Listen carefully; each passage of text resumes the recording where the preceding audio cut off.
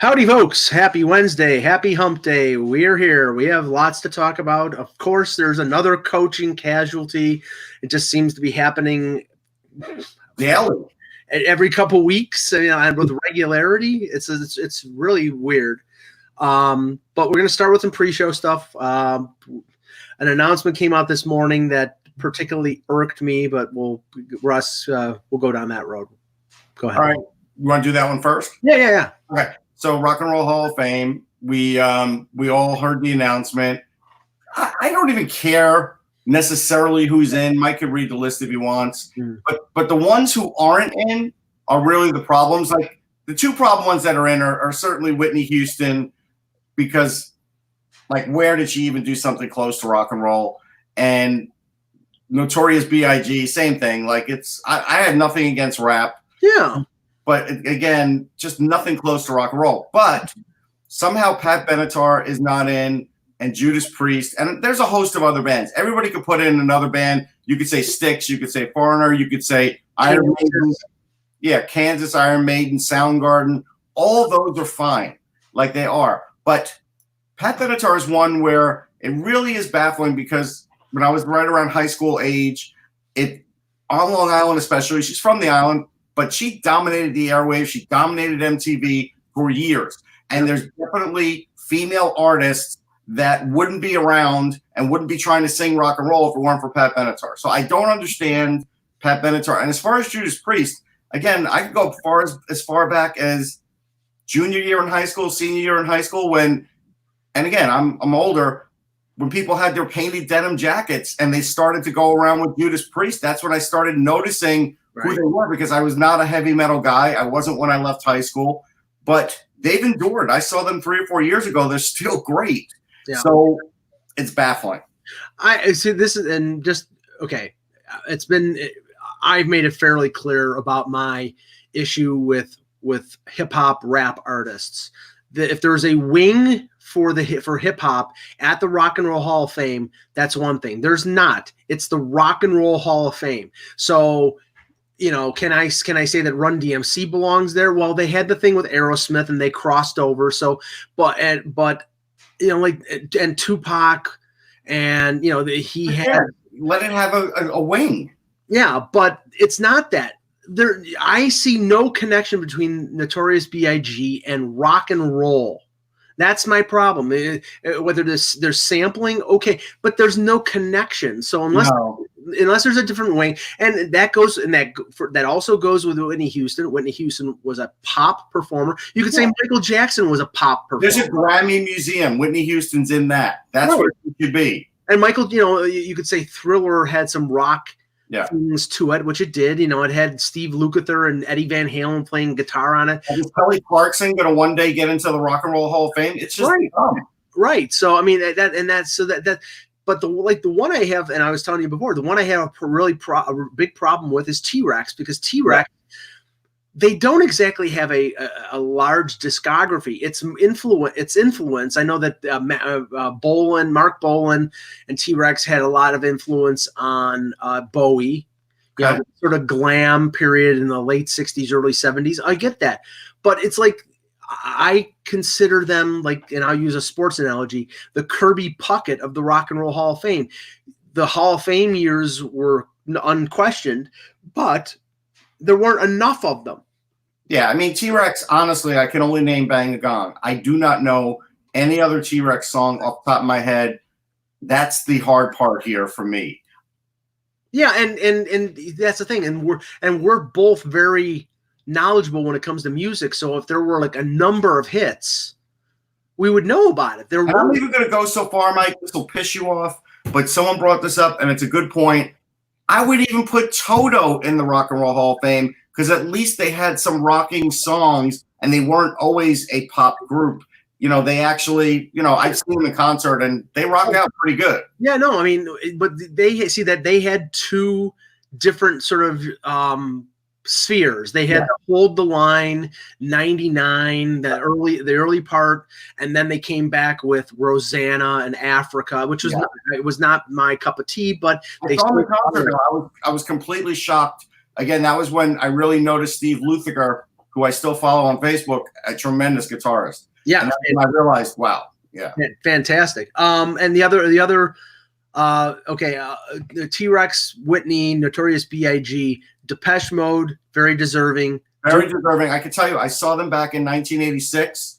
The girl that I was with loved them. I was trying to make headway with her. I did. We got married. But I wasn't thrilled with Depeche Mode as a whole in the concert. I respected them, and there's some songs that I like. They're just not somebody I would listen to every day. But I want to say a year ago, maybe 6 months, about 6 months to a year ago, there was a group that got put together as a amalgamation of a couple different groups, and they did how you had pop-up restaurants. They did a pop-up concert, and one of the songs was "Personal Jesus," and it was great. And I shot a video of it because that's a great song. Violator was a fantastic album. Doobie Brothers, can't dispute that one. I won't dispute them. I used to like them. I don't like them anymore, but they definitely have their place. And Nine Inch Nails, Trent Reznor, fantastic. Yeah.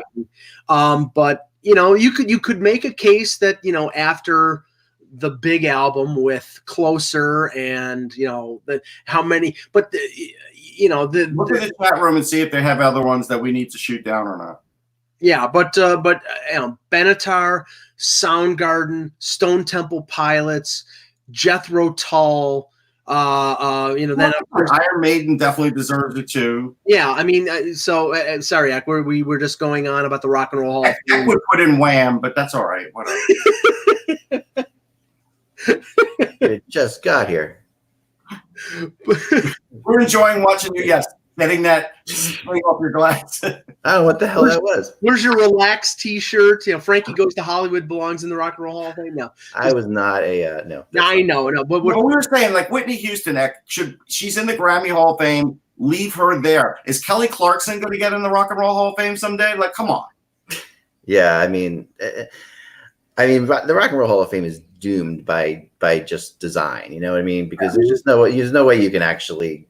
None of this makes sense. Like, there's no real logic behind it. Like, what is rock? What is rock is like the oldest thing in the book, right? So no one has any idea. But they always say like rock is dead, and it's really not. And even though there aren't a lot of quote unquote rock and roll bands like you just said, there are a lot of bands that follow the principles and maybe are a little more mainstream than original rock bands. But you hear it in there, and then if you start listening to the performers, get interviewed, they have those influences. So it doesn't die, but it definitely has changed. There's no question. Yeah. No, it's constantly changing, and every time we have this Hall of Fame thing, it's funny. Like you said the rest of the day, like somebody wants us to talk about it right away. It's really funny. So it's interesting, but Hall of Fames are by their nature just made for debates, right? That's what they are. Yeah, but to me, like Pat Benatar from Long Island, in my area of the woods, neck of the woods, growing up in high school, was dominating everything. MTV, the airwaves. Oh, yeah. Pat Benatar, no question. Right? I personally think Pat Benatar has a better case for the Rock and Roll Hall of Fame than somebody who made it last year, which was Joan Jett. I mean, I'm not saying Joan Jett's fair. It's hard to argue. Yeah, I'm not saying. No, I think both. There's no reason that both shouldn't be in. Both should absolutely be in. And Joan Jett was. The Runaways. That was that whole Joan Jett thing. I was about to say very influential. If you think about the guitar work, there wouldn't be a Lita Ford without Joan Jett. Like there was, she's like a builder. Joan Jett's. Yeah. Joan Jett's like if we had builders. You know what I mean? And somebody makes a point in the chat, and then we'll get started on hockey because there's a lot of news. Dean Youngblood says only the Beatles have sold more albums or more records than Garth Brooks in the USA. Okay. No, Slim Whitman sold more than all of them. Well, but you're missing the point here. You don't other than the country artists that were the foundation guys of rock, like Jerry Lee Lewis and Johnny Cash and Elvis. You don't see Garth Brooks or Keith Urban or those artists making the Rock and Roll Hall of Fame. Right. So when they don't make the Rock and Roll Hall of Fame, Notorious B.I.G. and Run DMC and Tupac shouldn't make it, because if you're not going to let in country artists, then why are you letting in hip hop artists? Yeah. Yeah, I'm not. I don't disagree with that. I mean, these things have their own Hall of Fames too. There's the Country Music Hall of Fame in Nashville. Start the Hip Hop Hall of Fame, and they all belong in it. I'm not arguing. Yeah, Yeah. Let's get started. All right, here goes. I'm gonna have to bug out a little bit early, but that's cool. We'll take some questions at the end of the show. This is the craziest thing. How's this gonna work? Anyway, I'm gonna talk to you. We'll talk about it in a second. I'm just getting a text from somebody that was just nuts about this Gallant thing. Let's start talking about it. Okay, here we go. Okay. The 15th, right? Yeah. Yep. Sure. All right. Hello, Hockey World. It is Wednesday, January 15th, 2020. I'm Michael Agello. I'm Russ Cohen from Sportology. And I am Eklund, and you're watching HockeyBuzzcast on HockeyBuzz.com. It's the podcast that comes every Monday through Friday at this time to fill you in on the comings and goings in the hockey world. And today, the Pacific Division All-Star team coach, Gerard Gallant, was fired. Now, he'll still get to coach that, I think. No, they're going to replace him. Oh, they're going to replace him? That's awful. How can that possibly be? Like, how can you That's not nice. They're going to replace him because he's not a coach of an NHL team anymore. But it doesn't matter. He was, in essence, they were saying you are good enough to coach the All-Star team. He should be the coach. I just saw that they're talking about like Rick Tocchet may replace him because the Coyotes were in first place. That's not fair. It's really not fair. I know. That's really absurd. But let's get right down. That's right. Let's get. I mean, honestly, like this has got to be this is one of the crazier firings, and Gallant might be a coach, by the way, by the All-Star game. I mean, that it's possible. Right. And if he is hired by somebody else by the All-Star game. Well, somebody in the chat had the best suggestion here, because they were line mates on the Detroit Red Wings. Wouldn't you think that the replacement for Blashill could be Gallant if it's not now by the beginning of next season? I think that's a possibility. You know what I'm doing right now. If I'm Seattle, there's no question in my mind that Seattle should go after him right now and offer him a ton of money, because the guy has shown what he can do with an expansion team. I mean that's just. I mean there is. I think Laviolette's got the inside track on that because of his previous connection with Francis from Carolina. He probably does, but that was until Gerard Gallant was available in my mind. Like, I think that if Gerard Gallant's available, Francis is completely out of his mind not to explore it. Like, to have this like coach. I mean, it's just, this is an astonishing firing, and I found out about this pretty early on. I mean, everyone found out within seconds. And I was lucky enough to let me just say that. 1 second, I got to text somebody. I got one thing I'm going to tell you guys after that. Sorry. Okay, but this is the thing, Russ, is that it came out this morning. I was a little surprised because Vegas was in Buffalo last night. I wasn't here for that game, but Vegas was in Buffalo. They lost to the Sabres. I think it ended up 3-2 on an Eichel goal late. They had lost 4 straight, but they were I think they're second or third in the Pacific. They're not like out of the playoff race. They're in that mix. I know the Pacific is very tight. I think somebody said that between first and fifth place it's 3 points. So it's not like anybody has dropped out. But 4 games in a row, 4-6 in their last 10 games. Kelly McCrimmon came out in a presser in the last hour and really didn't offer anything in terms of specifics. Like, it was one thing, just that it was a feel that things were not going the right way. And I know that Gallant has a reputation of being more tough. Yeah, there's a shot coach. We've known that. But the question I have here is, look at the coaches that are being fired. Babcock, Peters. I know Peters was because of an incident, but Babcock, Peters, now Gallant. The hard line coaches are the ones that are getting fired, and the coaches that are getting rehired, like DeBoer. Oh, you're right. No, you're absolutely right, Mike. Are the more cerebral players, coaches. Yes. Yeah, we're definitely in that era right now, and obviously, people will follow Toronto a lot, and this is one of the things that happens. But if you're telling me Gallant got fired I know he rides players hard, right? So I'm sure that's the reason. But going 4-6, if that's your justification, every coach goes 4-6 during a season. Oh, I mean, there's still like the fact that they were in first place, in the division recently. It's just crazy. I mean, Hines and DeBoer were both unemployed for 34 days, apparently. Yeah, well, what I think, and somebody in the chat just says it had to be more than performance. No, it's not. It's not, and I believe them when they say that. I mean, you know what I think this can be compared to? I think this can be compared to what Anaheim did a few years ago when Boudreau got fired from Washington. And they saw Boudreau he's not a taskmaster. He's a guy who gets along, and he's a guy who, is a very jovial guy. They saw an opportunity to move on from Randy Carlyle, who was, a taskmaster. They fired Carlyle in the middle of the season, and they hired Boudreau. Yeah. And and Anaheim was slumping at the time, but not to the point that they were out of the playoff race. I think they saw the opportunity there that DeBoer was out there and knew that DeBoer was going to be the first guy hired, and then maybe that contributed to the haste to fire Gallant. Yeah. I say really DeBoer is an upgrade. I would not say it's an upgrade. He's a great coach. I mean, I thought DeBoer should go. I thought New Jersey should get DeBoer back. Honestly, is what I thought should happen. I thought they might, but yeah, and they had success there. Yeah. Yeah, I mean, I as much as I like Tom Fitzgerald, and I think he's a great guy, and I hope he has success there and remains the GM.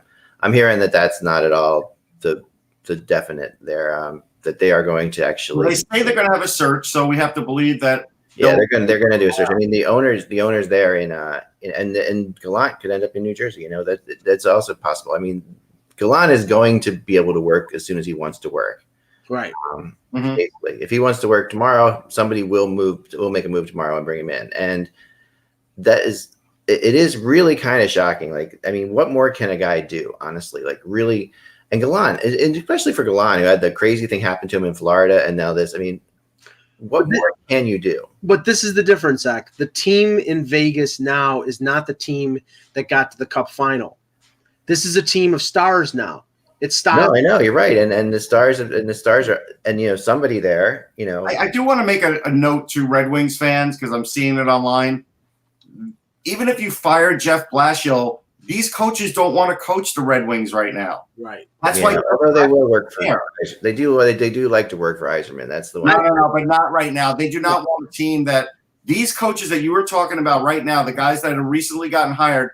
They don't want to go to a team that they have to rebuild for 4 years. They don't. Right, and that's what's ahead of Detroit. I mean, people, I know Funky just said that Blashill's clueless. He has nothing to work with. When one of your best forwards is minus 36 plus minus, you can say plus minus is a useless statistic. Well, no, obviously when you get to that point, yeah. Yeah, when one of your best players is minus 36, then your team sucks, and they suck, and they're full in on the Alexis Lafreniere sweepstakes, and that is the smart thing to do. And if Yzerman is smart, and we know he is, he's going to be trading anything that's not nailed down before February 24th. So I'm sorry. Yeah, I don't know. I'm not. Just the one thing I will say is I'm not so sure that Detroit is a horrible place for people to go coach. I don't agree with that. We're not saying it's horrible. We're saying these coaches that you're talking about now, that teams are bringing in to do something in the playoffs, they don't want to go to a team and rebuild. That's the point. It depends on the kind of coach. Like there are coaches out there, like Hitchcock was always the challenge coach. Well, I mean, I think I don't. That's the kind of guy who does like challenges. I mean, he is the kind of if there's anybody out there that would do it, it could be Gallant.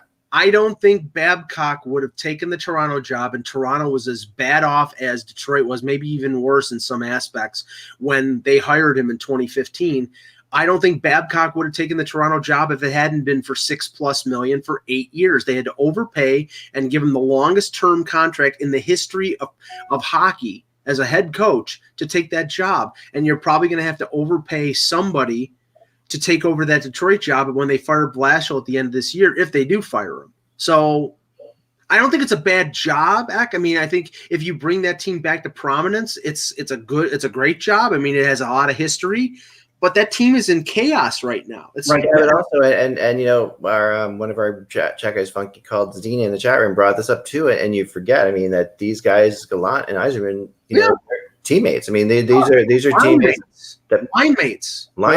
They have a great relationship. And here's the thing about Yzerman that people also kind of downplay here is that he also is highly connected with Team Canada hockey. You know, like. Sure. And so there's a lot of things. There's a lot of benefits to working for Yzerman. There's a lot of benefits in that situation. But you know what? If you're Gallant, you will take the Seattle job over the Red Wings job every day of the week. I don't know. I think Seattle over anything, but the Red Wings are definitely going to be tempting. I mean, it depends on whether Detroit wins the lottery or not. Yeah, I mean, they get that. I mean, if he gets hired this week, let's say, he doesn't know if they're going to win the lottery. No, he doesn't. And so if they pick fourth, I'm telling you, that's a 4-year rebuild there. Most coaches don't want anything to do with it. You're going to have to get a fairly new coach to coach that team. Not 100%. I mean, I don't know. You guys, I have a little bit more. Well, I don't think they're. I don't think they're absolutely 100% a 4-year rebuild. I think if you put, I think 2 to 3. Dean, they don't even have a goalie yet. Yes, they're going to have to sign one or trade for one. Well, there are going to be some goalies available. I mean, you're going to have the goalies that they get. Even if they sign one to like a 3-year deal, maybe in the 3rd year, let's do something. Let's say this: it's a smarter approach and we're talking about Gallant here, but we're on Detroit. It's a smarter approach for Yzerman to trade for a guy like Georgiev, who's 23 years old, sign him long term. And get yourself a veteran backup to take a little bit of the heat off of him, or use Bernier to play 30 games. Yes, and sign him long term, and he's your goalie when they're ready to perform. It's better to do that than to go out and try to sign Braden Holtby and have to overpay him as a 30-year-old goalie, and then by the time you're ready to compete, he's 33 and he might be over the hill. I mean, how long do you think the Kings rebuild is going to be? I think that's a longer rebuild. That's a long rebuild. I think that's longer than Detroit, though. I mean, just watching the teams, I feel like Detroit shows moments of you can see where they're heading. Right, and they're going to have an influx of young players with Sider these guys are serious players. Some of them. Yeah, some of them, but they're giving up 7 goals a game too. Some of them. Yeah. Oh yeah, no, I mean they are doing what the young teams do, which is like they look amazing or they look horrible. I mean they have that's what young teams tend to do. There are moments when they look great and there are moments when they look absolutely horrendous. I mean, just to put a cap on my Vegas point, I think that one of the main reasons for this firing is that if the Golden Knights were the same team that they were in the year that they got to the Cup final, their first year, with a hodgepodge of players, Gallant would still be the head coach. This team is now a star team. Stone, Pacioretty, Stastny, and his sort of hard driving message it does not float. So I got a text now from somebody. What I wanted to say before I'll finish this thought. So I got a text now from somebody who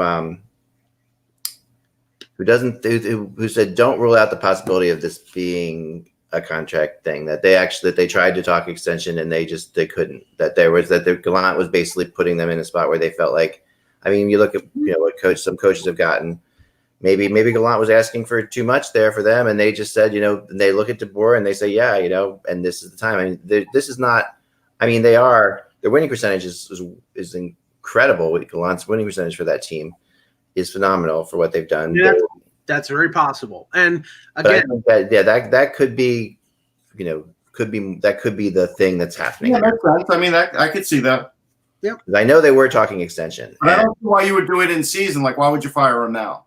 Because you're afraid that somebody else is going to hire DeBoer. Well, he's a fiery guy too, and that's one thing. And he's also a fiery guy. He might have been like, listen, he might have really felt like dissed by what they were offering him or something like that, to the point where he was, their things started to get weird. That's possible that, or he just could have been like, forget it. I'm not going to sign her next year. She might as well fire me, that kind of thing. You could see those kind of things, the way that's playing, that could play out. I mean, Gallant's a great guy, and none of this is like, but still, like if they're coming in really low, I mean, he's a coach that I thought when he was negotiating his extension, I'm like, oh, he's going to get what he wants there. That's what I felt like when I was hearing that. So I mean, I texted a bunch of people today in the NHL when I first heard about it to get their reactions, and the reactions of owners and other GMs and other coaches was astonishing. Like his record is 118, 75, and 20. Yeah, I mean, well, we often joke about the fact that with Vegas. that Vegas has the best winning percentage in NHL history right now. You know, I mean, they've only been around for a couple of years, but they're way ahead of Montreal, who's the second best. But you know, there's several. I mean, the reality is, last year we go to the Stanley Cup Finals. Last year they could have gone to the Stanley Cup Finals. They get knocked out in the bizarre in the bizarre penalty. It's hard to sit there and say that these could have done anything more than this. I mean, all right. So Eck, I'm going to play devil's advocate here. So you're Gerard Gallant. Jim Nill gives you a call today. Steve Yzerman gives you a call. Which job are you taking?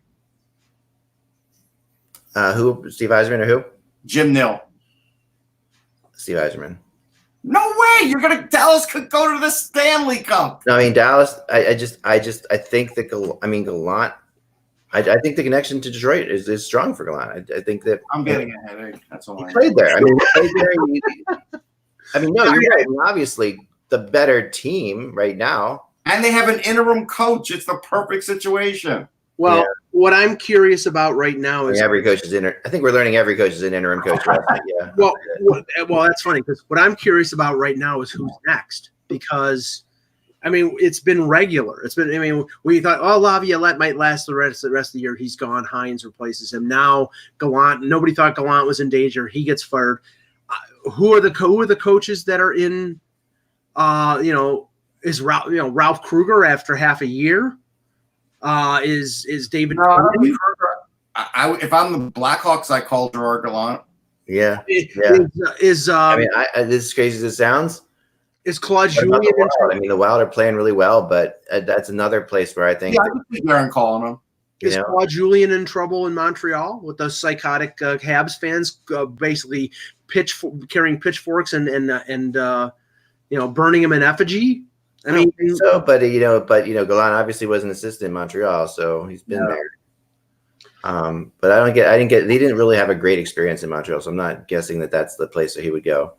I think Seattle is a no-brainer, and I mean, Gallant, it's a tough one for Gallant because if you take Seattle for Gallant, you really are. I'm just thinking out loud. It really is risky because obviously you've done this thing with Vegas. What are the chances you can do that again? But it's job security. He'll have a job for like the next 5 years. Yeah, you would think. I mean, there's no job security here in Vegas. I mean, for crying out loud, it's like kind of crazy. I mean, and here's the other thing that someone brought up, and I really do believe that this is like one of my buddies who works in the NHL said he likes DeBoer, obviously, but he said, honestly, if there was ever a team that Laviolette was made for, it's probably the Vegas team. Like the Vegas Knights, the way they I can see that set up player wise, right in Laviolette's wheelhouse as far as the kind of game he wants to play. So, and he could have come in there, and he's got like a short term window, but you also know that he does take teams that are close and he takes them to another level. So where DeBoer is you're getting much more of a well-rounded defense first type guy a little bit. You're taking a longer approach, though, Eck. Like DeBoer will be there for at least 3 or 4 years now. Yes. Yeah. Yeah. We can't say that anymore, right? I mean, this is great. I'm sure they signed the indicator is that DeBoer, they were negotiating with DeBoer before they fired Gallant. Right. So it's more than like it's not an interim. This is 2, 3, 4 years at least. Yeah, and I mean, and someone says in the chat room, it's nice to negotiate with somebody when you still have a job, somebody else to take your job. Yeah, and had they beaten the Sabres last night, would they have fired him anyway? Yes, because the answer is yes, because the Devils won and Ray Shero still got fired. And the Ray Shero firing is in some ways even crazier, but not crazier than Gallant's. But we've seen an unbelievable. I mean, it's so rare to see a GM get fired within 2 months of a trade deadline. Yeah. I know. Here's what the explanation that I gave for Shero is. I think Josh Harris got excited with the trades over the summer and knew that Shero would have that job long enough to trade Hall, which he did. And then I think Josh Harris and the organization probably didn't like the return they got for Hall, and I think that's what soured it. And I think you're probably right. And when we had Kevin on the show earlier in the week, we talked about the Devils because the Shero news was fresh, and we were talking about players like Vatanen and others on that team that are going to be traded. And Kevin said that he had heard some chatter around about PK Subban wanting out of New Jersey, and I talked to a few people just in confidence at the Leafs game yesterday against New Jersey, and they're saying, like, basically, that's a shock. I mean, because New Jersey's going to go through a 2 or 3 year rebuild, and that Subban is in his early 30s, and he probably doesn't think that he can win there.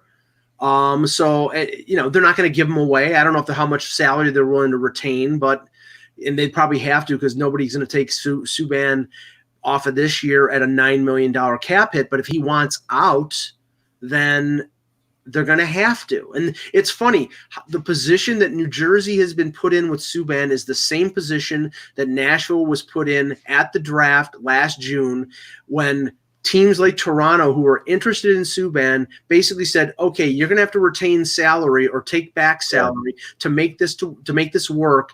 And Poyle found a depository in Ray Shero and the Devils, who took on the contract for the full $9 million and gave back nothing. And now 12 months later, more than likely, the successor to Ray Shero is going to have to retain salary to trade PK Subban off. Yeah, I'm not sure of that. I know. You and I disagree on this.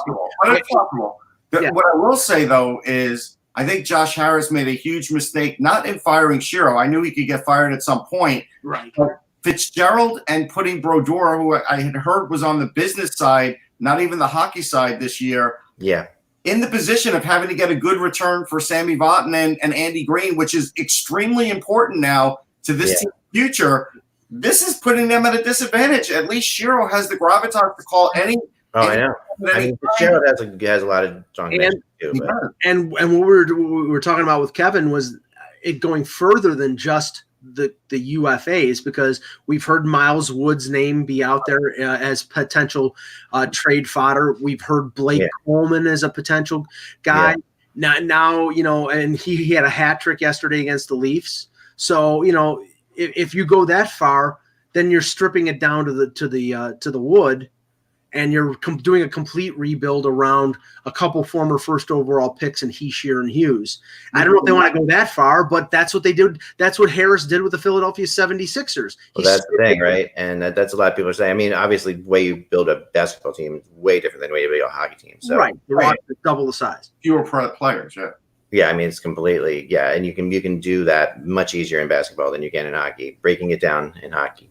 Now, let's talk about the Flyers, because there was a lot at the news, Russ, about Carter Hart, and this is big for them. It is. So Carter Hart's got an abdominal injury to the lower right area. So they're basically saying it's like an abdominal muscle. They're not saying it's like, the core stuff that we always hear. Right. So that could be good news. I think what they say, 2 to 3 weeks. Yeah. So, but the problem is, like, the other day, because the Flyers had, spent up to the cap, like the other day they had $57,000 to the cap. So today they had to send down Stewart and Farabee just to clear the space to get a goalie up there, which I think they sent up Berube. Now, people are mad, like Farabee, Fletcher just said good things about him. Here's the thing about what Fletcher said. I don't think he should have said it, because saying that Joel Farabee is better than the rest of the rookies and he likes the way he's played, you know what? He hasn't had a point since December 3rd. He's got like 13 points. I get he plays the PK. He's not Sean Couturier, though, where Sean Couturier had just this other unbelievable wealth of talent. Yeah. Talented, but not like Couturier, where Couturier was able to get through that season just as a defensive guy. Because at this point, they have Farabee up there because he's better at defense than he is at offense, and he can handle the puck a little bit, and he's not making big mistakes. But that is not going to necessarily help develop him. Now, this looks like it's a paper move, and Farabee will come right back the next game. So he's probably not even going to play for Lehigh. And I honestly think he should play for Lehigh for a while. But again, I really do too. I'm with you on that. Popular opinion. No, it's not. And I don't understand why they were so okay with Frost playing for Lehigh and not okay with Parga. Right. It doesn't make any sense to me. It feels as if they're trying to prove their point. But it's like that's really is useless. I mean, it's a useless thing. I heard somebody the other day that, and this is, I thought you'd like this, Russ. I wanted to tell you about this. Like a prospect guy who I never heard this brought up before, but he said he believes that for every year you bring a player in too soon, that player drops one line in your depth chart, which is probably interesting. So it's interesting. I don't know if I would have to really search that. Yeah, I don't know if I'd agree with it, but it is fascinating when you think about it. Like, he's basically saying, if you want a guy to be a first liner, keep him in there for 3 years. If but if you bring him in 2 years, he's going to be a second liner. That's all he's going to be good. He's still going to be a good player because these guys are good talents, but they're not going to be what they could be. And I think that's kind of what's forgotten about with the whole concept of bringing up guys. We think. Well, I think it stunted to Couturier for a while. It did. And there's no question that, you can bring these guys in and they are good enough to make impacts, but to make the impact that they're fully capable of. Right. That's what you're looking at. That's the difference between holding guys back and not. It's really not like you're going to ruin them necessarily completely so they're not NHL players. You're just not going to get everything from them. Well, now here's the elephant in the room, and I'm going to go ahead and ask the question to Eck.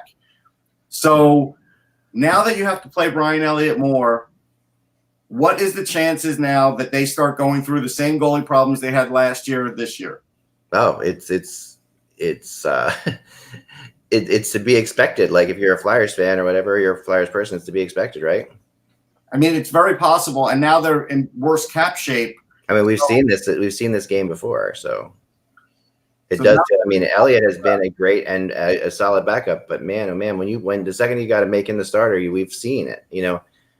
It goes either way. I mean, either he gets hurt or he does manage to start really, really strong, and he can play like 10 games. I mean, they're probably going to need 2 to 3 weeks, so you're looking at 15 games tops, 10 to 15 games somewhere in there that you got to get another, and that's very much the difference. You're not making the playoffs for the Flyers right there. I mean, you're looking at those 10 games. That's the key. If they can get through those games, well, they're not going to give Berube 5 games though. I think he's going to get 13 games.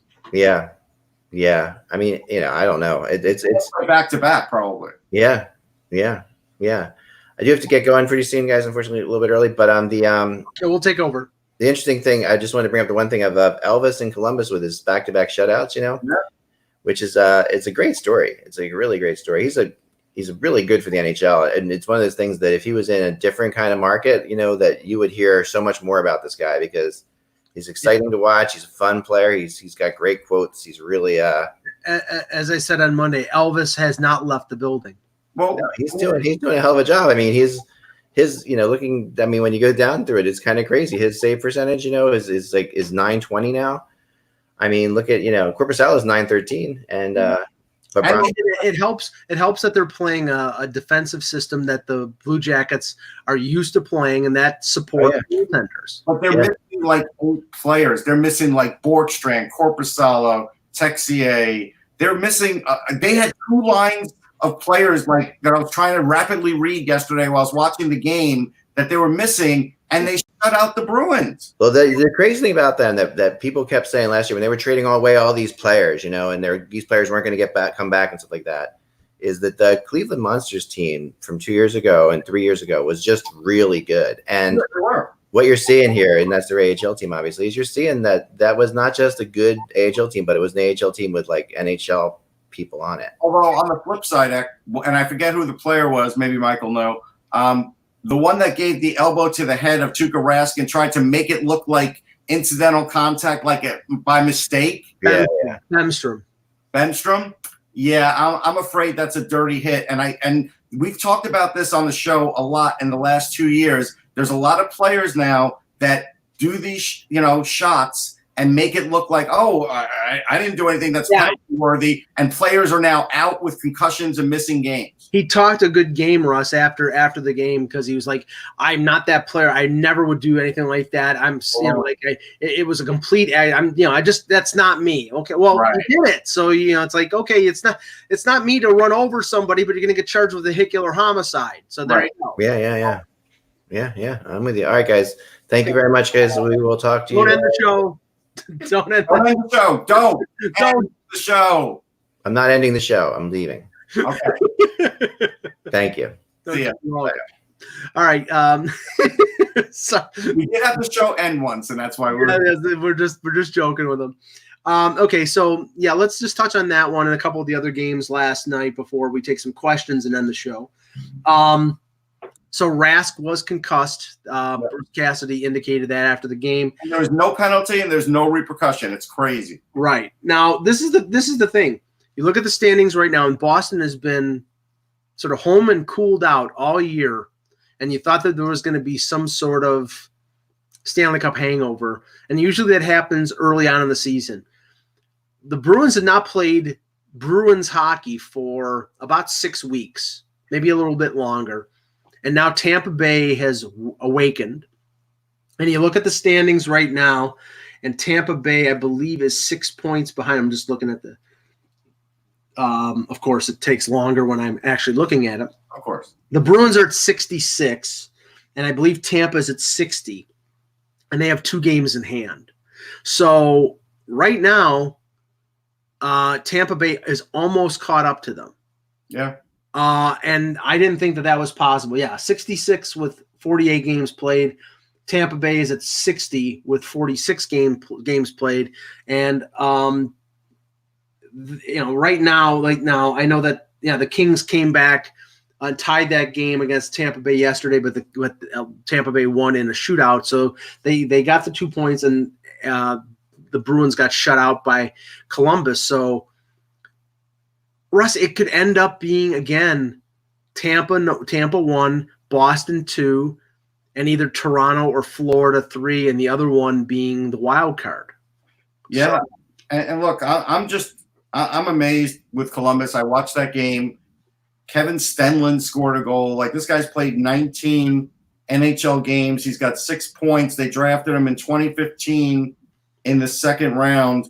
I mean, again, if you want to go back to a good drafting team, Columbus has proven that basically and look, and Yarmo told everybody, hey, we still have players here, and he was right.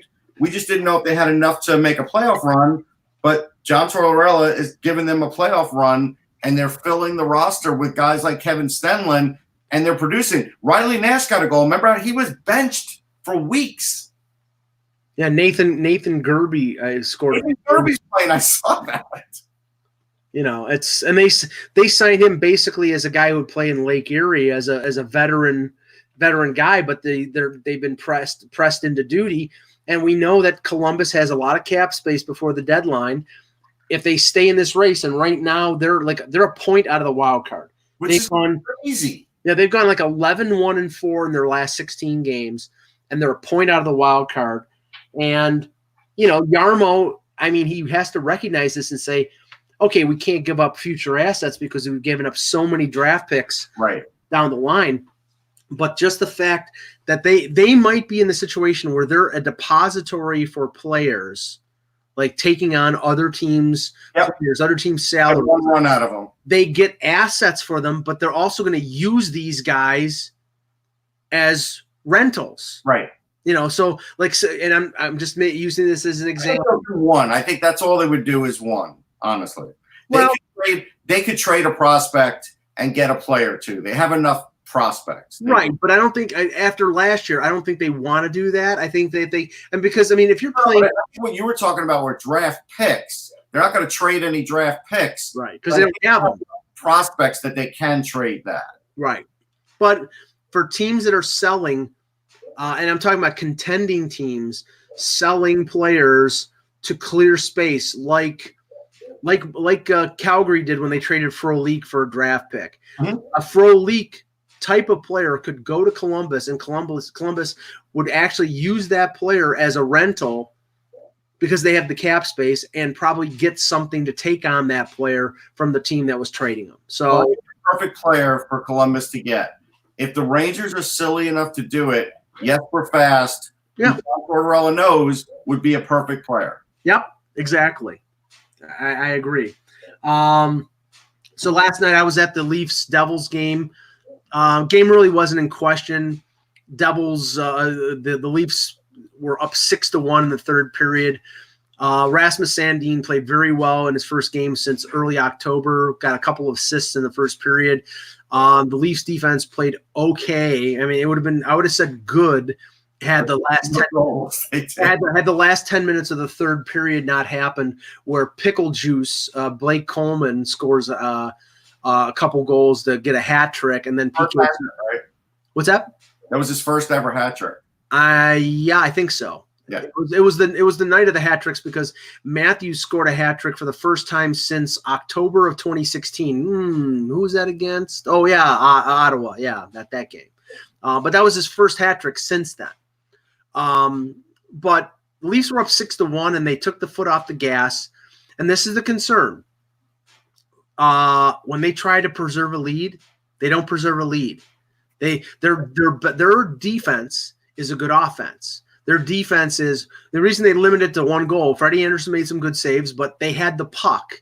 And when you don't have the puck, like New Jersey didn't, you can't score. But when the Leafs were passive and New Jersey is circling around their zone, they got 3 goals in the third period. So that's a concern, and that's something that Sheldon Keefe is going to have to work on because they're not going to win if they continue to play as haphazard defensively as they did. And by the way, they can get to the playoffs this way. They can. They just can't win in the playoffs this way. Right, and some news about Jake Muzzin came out yesterday. One, I saw him walking around the Leafs press box last week in a boot. Yeah. This week, supposedly he's going to skate today. So I think the injury to Morgan Rielly hastened the return of Jake Muzzin. I don't think it's that. I think you forget now. Sometimes guys are put in a boot just for a day or two, just to kind of alleviate more than to have a long-term effect. They use a boot for a lot now, a lot more than they used to. For protection, yeah. I mean, I get that, but I'm just saying they're saying now he may be back after their lengthy bye-week All-Star break, which is, it'll get to the 27th of January before they come back to action. So that's probably not a lot. That's not a lot of time, only 3 games, and maybe that means that Sandin will be sent back to the AHL after that, but I get the feeling, the way they were talking about him and how impressed people were at how he played, that he's going to stay up probably the rest of the year, or at least till Rielly gets back. Well, I mean, you have to see how he does after like 15 games. He had a nice shot, and Tavares made a hell of a deflection. There's no question. I'm not sure if the shot would have gone in. I don't think it would have, but it was on net, and that's all you ask. And no, it was purposeful. He shot it that way to have a tip. It's a deflection, yeah. Tavares is one of the best deflectors. He reminds me of Mike Richards that way. Obviously, Tavares is a better player, but Richards really could deflect the puck, and he was really good at it. Tavares is too. So that was a heck of a play. But, yeah, you don't know how he's going to be after 15, 20 games. That's the point. You don't want Sandin going into the playoffs not fully confident. Like, if all of a sudden his game falls off a little, then you have to sort of worry about it. But you take it step by step with him. I mean, they protected him as much as they could. I think they managed his minutes. He played with Cody Ceci, so he played with a veteran guy. Caleb in the chat said Mike's mom just called. No, it's some window replacement place that continues to call, and then when I pick up the phone, they never answer. It's like this thing that hangs up. It's like so annoying. And they call around the same time every day. So I could tell them to go F off. Block them on that phone. You could block it. You can? Yeah. On a cable. Yes, I do it all the time. Yes. Okay. Well, good. I'll take that. So other games last night, Sabres beat the Golden Knights 4-2, as we said. The Lightning win in a shootout 4-3. We'll take some questions, by the way, so put them in the chat. The Islanders actually score, but it's against a team that is borderline NHL. I mean, everybody loads up on the Red Wings now. Come on. Yeah. The Penguins and Sidney Crosby in his return beat the Wild 7-3. All right, so stop there. I watched a fair amount of that game, right? Well, can I just put one little thing? Yeah. Bruce Boudreau made a mistake in the lineup. He put Ryan Donato in the lineup and wasn't supposed to because he was a scratch, and there was another player who was in the lineup. He screwed it up, and they had to go with 18 skaters. Oh. Yeah. So, but continue. And this is not a slight at the Wild because I felt like the Wild played a decent game for a while. The Penguins are now a Stanley Cup contender. Like it or not, Jake Gensel or not, they have the look of a Stanley Cup contender. And if they came out of the East, I would not be completely shocked at this point. everybody's going to look at Tampa, but again, you got to remember how weathered these guys are. Playoff hockey, and Schultz is still out. He'll come back. And Dumoulin is still out. He'll come back. But he'll come back. Bukestad's skating, so soon.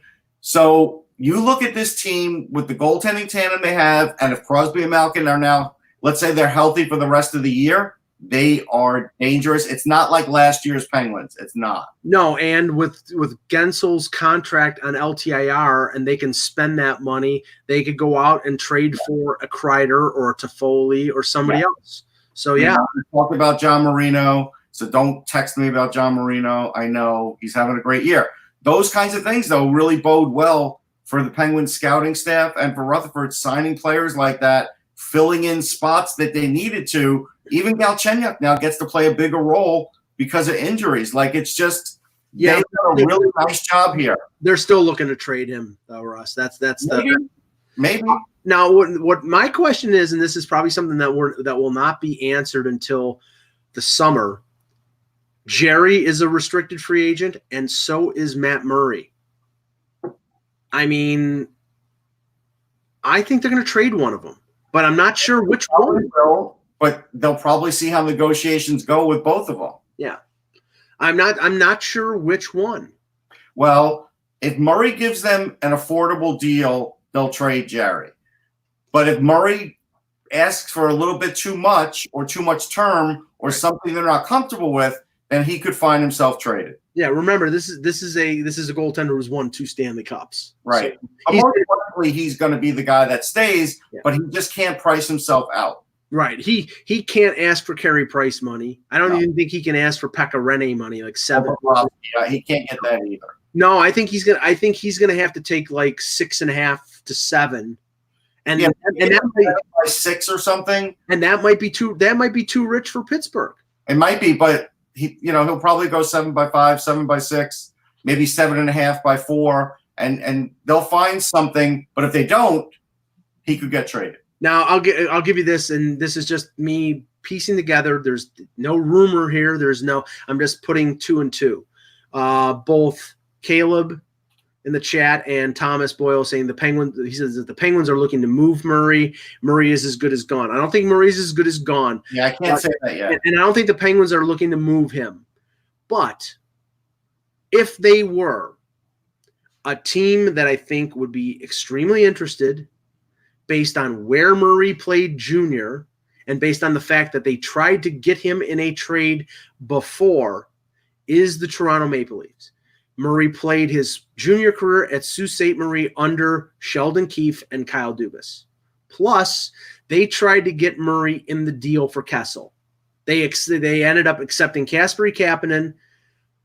If this year the Leafs do not advance in the playoffs and Frederik Andersen goes into the final year of his contract, I could see them going after Matt Murray.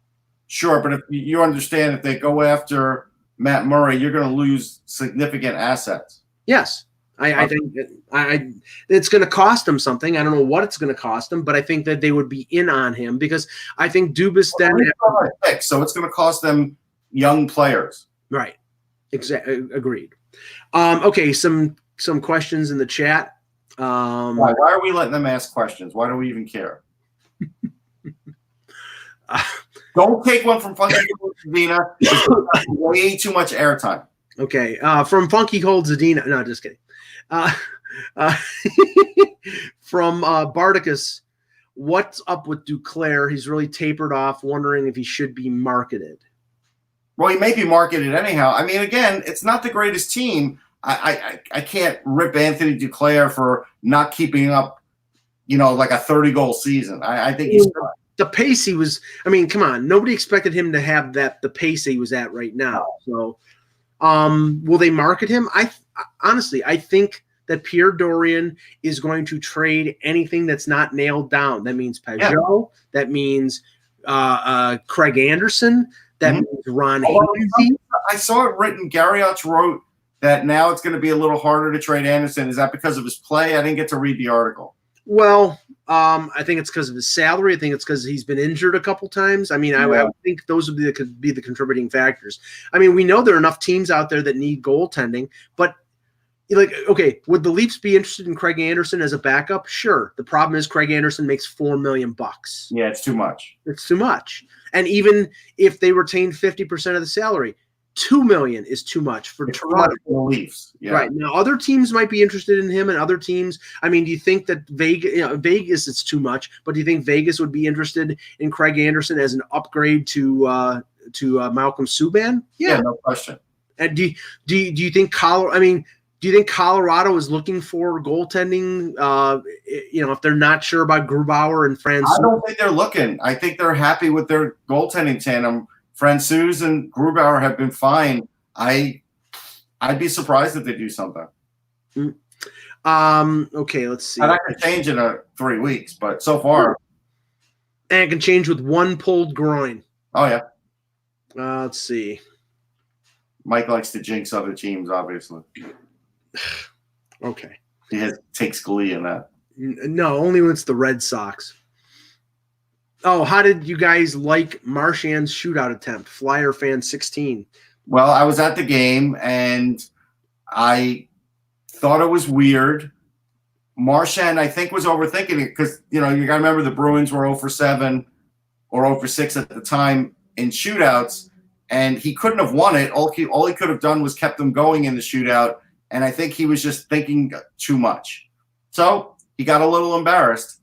I thought he got embarrassed, and I thought he hit it a little bit after the game. And then, of course, yesterday he puts up the picture on Twitter of him kissing the cup. And I basically said, hey, if he's playing like Words with Friends online and he loses, does he answer with that for everything, including for that kind of game? So that's his default now. So it bothered him. And if it was somebody else, anybody else, if it was Joachim Nordstrom, nobody would care. Yeah, I mean, okay. When you got it in your holster and you can whip it out, I get it.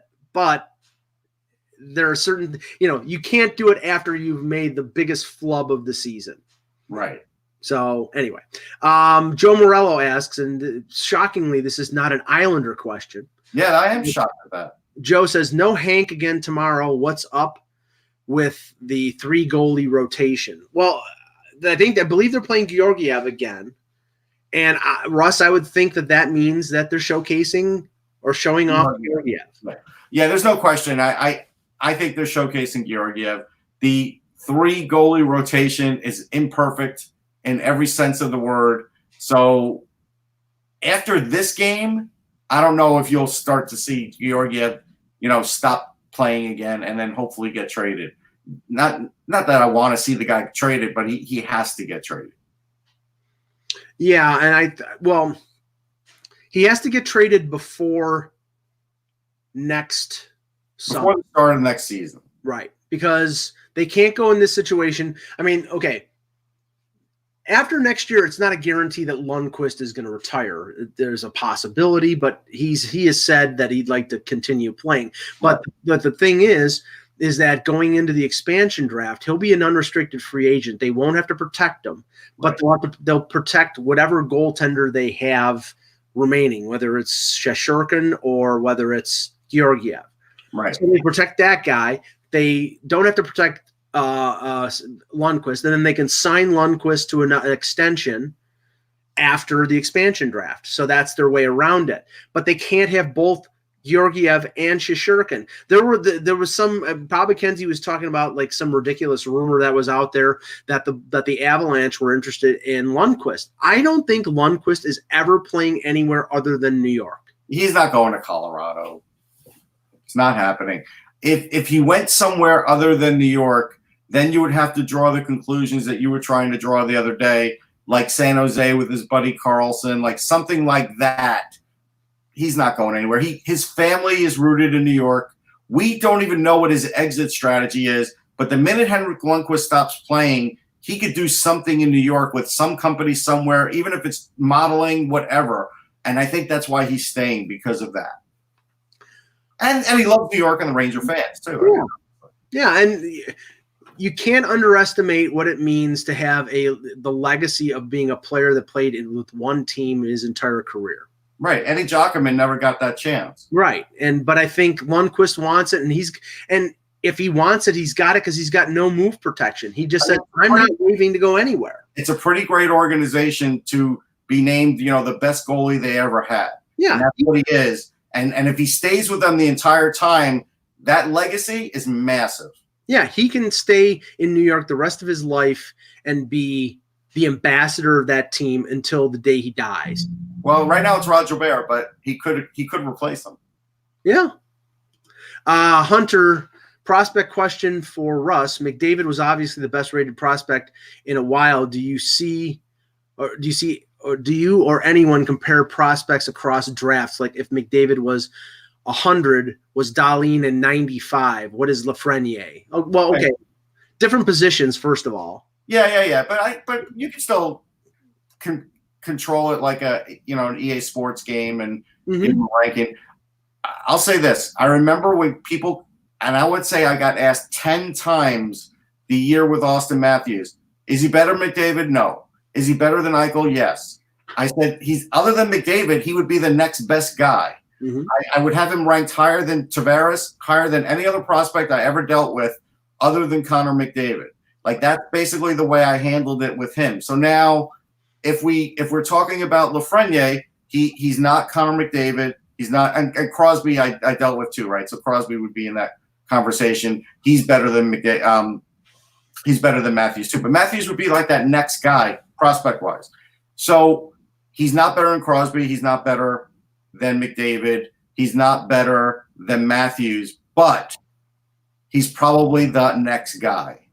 And that's his upside. I think he can be, and I don't put number rankings on guys, but if I gave McDavid a 95 and gave Crosby like probably the same, a 95, and gave Matthews like a 92, I would probably give Lafreniere a 91.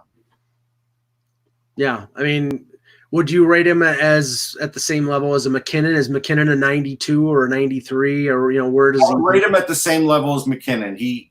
Now, of course, if you're going to put like an equity thing into it where one's a center and one isn't, right? And then McKinnon rates higher because he happens to play the center position, right? But I think he can do now. Again, there's differences with these players. McKinnon is a better skater than Alexis Lafreniere. Now, we don't know what Lafreniere will be skating like in 2-3 years. Like that could still improve. But as far as being a threat on the ice, he's very similar to McKinnon and what he can do. He might even be better than McKinnon at certain things. Like McKinnon's the best through the neutral zone, but Lafreniere can really, he disguises his shot well. He's great in the clutch. Like there's certain really good things about him. So I would put him slightly ahead of McKinnon. Yeah, and I mean everybody on that list. Everybody on that list were centers. Crosby, McDavid. I know. But you're going to ask the obvious question. Mitch Marner. I think it's almost a dead heat. Right, Mitch Marner played center in junior. Right. Translated to a right wing, but he dominates play like a center. He's a playmaker. He'll score 25 goals more than likely this year, but he'll have like 70 assists. So how is that, that he's the unusual thing of being a playmaking winger. Right. If you ask me, hey, based on position, McKinnon's better than both of those two. But if McKinnon is just another forward and we're talking about those three guys, Lafreniere, McKinnon, Marner, it's really close for all of them. It really is. Right. One or two more quick questions here. Bill C., does Andres Janssen get back into the top six and see power play one time before the end of the season? Bill, no. Last night was a good indicator. Janssen was back first game at home. He was back earlier against Florida, but this was the first game at home where line matchups maybe or line combos were, I think, not peculiar, but back to a sense of normalcy. And by that, I mean Alex Kerfoot wasn't playing the wing. He was playing center on the third line, which is where I think they want him to be. He centered a line, the third line, with Janssen and Kapanen. That was the least effective of the Leafs' four lines. I don't think it's because of Kerfoot. I think it's, Janssen and Kapanen. They have a lot of speed. I think at times they have skill, but they've been sort of hot or cold. I am getting to the point now where I think, because we know that the Leafs are not desperate for defensive help, but they need defensive help. Right. And I think the call up of Pierre Engvall about a month ago, or a little over a month ago, actually it was in late November, and how he has played and the size that he has and the speed that he has and the familiarity that Keefe has with Engvall. He played on the second line last night with Tavares and Nylander, and he didn't look out of place at all. And I think that the addition of Engvall is going to make a Kapanen or a Janssen, more than likely Janssen, available as a potential trade piece before the deadline, if they can get a defenseman who is locked up on term for 3 or 4 years, because Janssen is locked up at a very reasonable 3.2 or 3.4 million, something in that range for multiple years. And he's 24 years old, and he can score 20 to 25 goals, and he's got speed, and he can penalty kill. He's a guy that a team looking for offense has got to say, okay, there's a guy who can play in my top six. He can play on my number one power play like he did for the Leafs. He can penalty kill, and he's fast.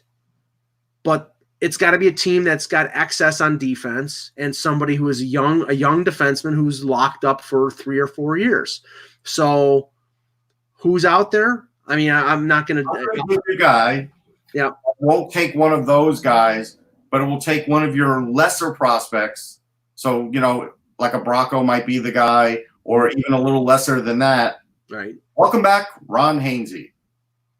They're not trading a Bracco for a rental. No, and they'll trade somebody, but I said it might not be a Bracco. Right. It would be somebody a little lesser. Because of their cap situation, they have to trade money out to get money back.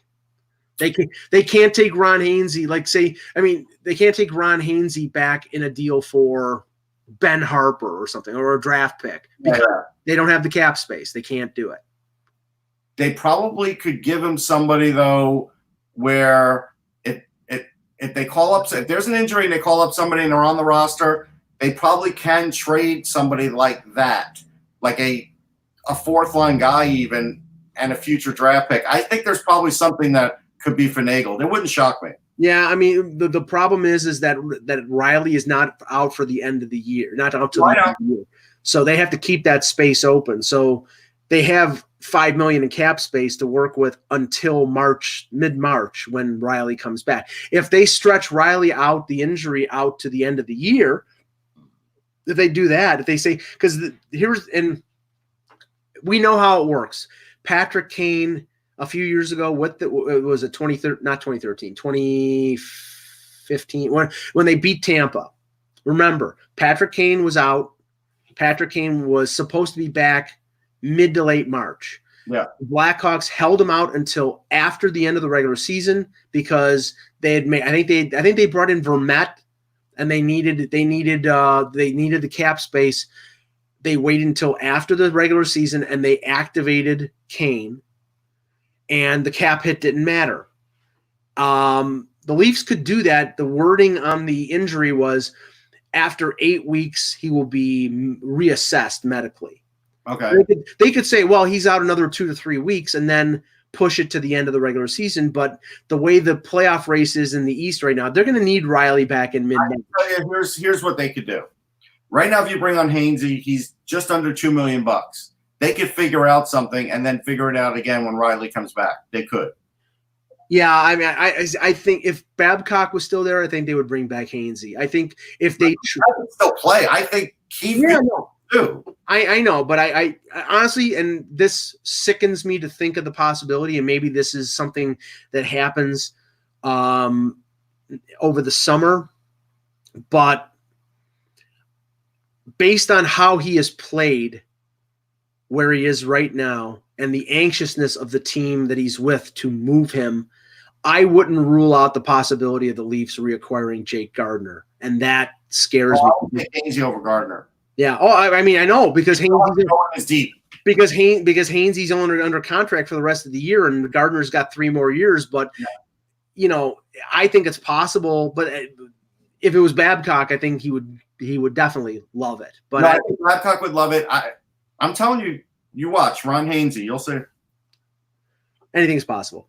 All right. That's my way of saying I don't think it will happen, Yeah. but he's trying to placate me. But it's going to happen, Mike. I don't think it's going to happen.